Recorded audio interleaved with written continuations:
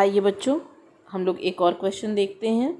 Question है हमारा, किसी आयताकार खेत की लंबाई। ठीक है, आयताकार की बात कर रहे हैं तो आयत जिसके आमने सामने की भुजाएं बराबर होती हैं और प्रत्येक कोण कितना होता है, 90 डिग्री का। इसकी लंबाई और चौड़ाई, लंबाई दी हुई है 23.7 मीटर और चौड़ाई दी हुई है 14.5 मीटर।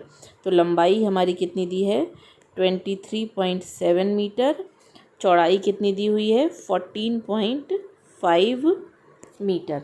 ठीक है, इस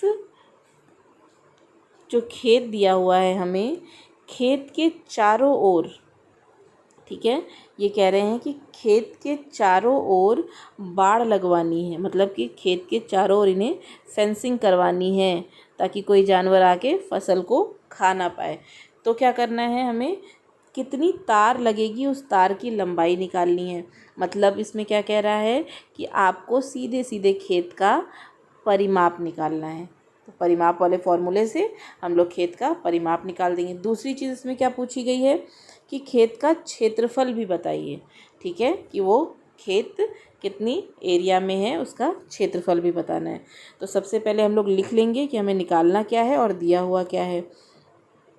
पूरा लिखिएगा।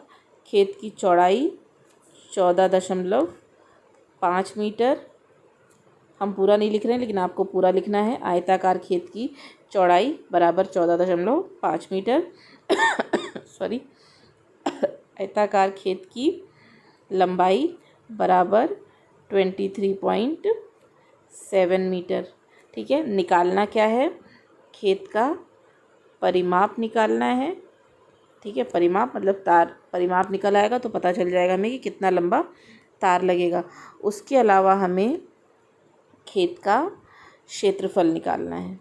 ठीक है, उसके अलावा हमें खेत का क्षेत्रफल, ये दो चीज़ें निकालनी है।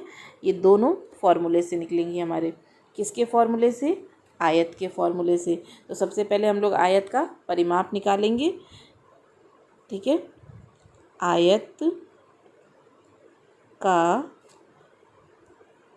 परिमाप पूरा लिखिएगा कि आयताकार खेत का परिमाप, क्योंकि खेत के बारे में कह रहा है तो आप लोग पूरा लिखिएगा कि आयताकार खेत का परिमाप बराबर कितना होता है,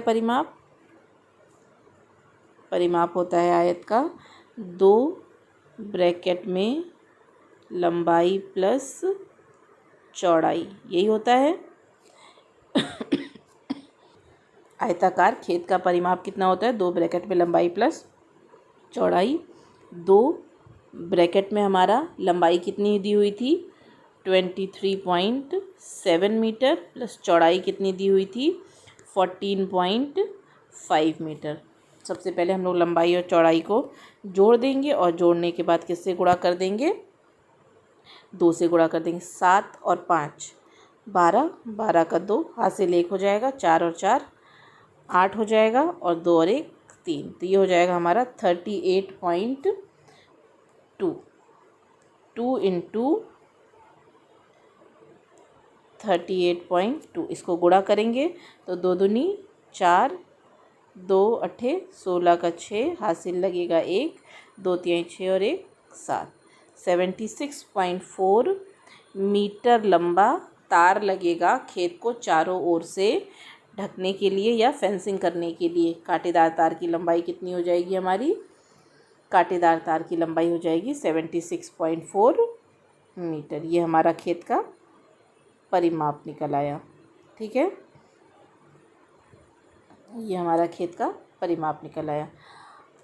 अब उसके बाद और क्या कहा गया था दूसरे नंबर पे, कि खेत का क्षेत्रफल भी निकालिए। तो हम लोग लिखेंगे आयताकार खेत का क्षेत्रफल। क्षेत्रफल का फॉर्मूला क्या होता है, आयताकार खेत का क्षेत्रफल बराबर लंबाई गुणा चौड़ाई, यही होता है फॉर्मूला। आयताकार खेत का लंबाई गुणे चौड़ाई। लंबाई हमारी कितनी, 23.7, चौड़ाई हमारी कितनी, 14.5। इसको जब आप गुणा करेंगे तो कितना आएगा, गुणा करिएगा और फिर लिखेंगे। ठीक है, गुणा करेंगे, गुणा करने पे हमारे पास आएगा 343। इसको गुणा करके आप लोग देखेंगे। ठीक है, 343.65। और क्योंकि क्षेत्रफल है तो क्षेत्रफल का मात्रक मैंने आपको बताया क्या होता है, मीटर। यूनिट किस में दी हुई थी, मीटर में, तो मीटर का स्क्वायर हो जाएगा, या इसको हम लोग लिख सकते हैं 343 वर्ग मीटर भी। ठीक है, तो क्षेत्रफल हमारा 343.65 मीटर स्क्वायर या वर्ग मीटर हम लोग लिख सकते हैं। ठीक है, तो फाइनल आंसर हमारा क्या बनेगा, दो चीज़ें पूछी गई थी, कांटेदार तार की लंबाई, तो आंसर होगा हमारा कांटेदार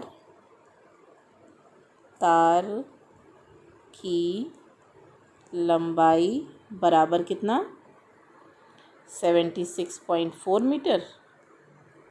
और खेत का क्षेत्रफल कितना होगा, खेत का क्षेत्रफल बराबर 343.65 मीटर स्क्वायर। ये हमारा आंसर हो जाएगा।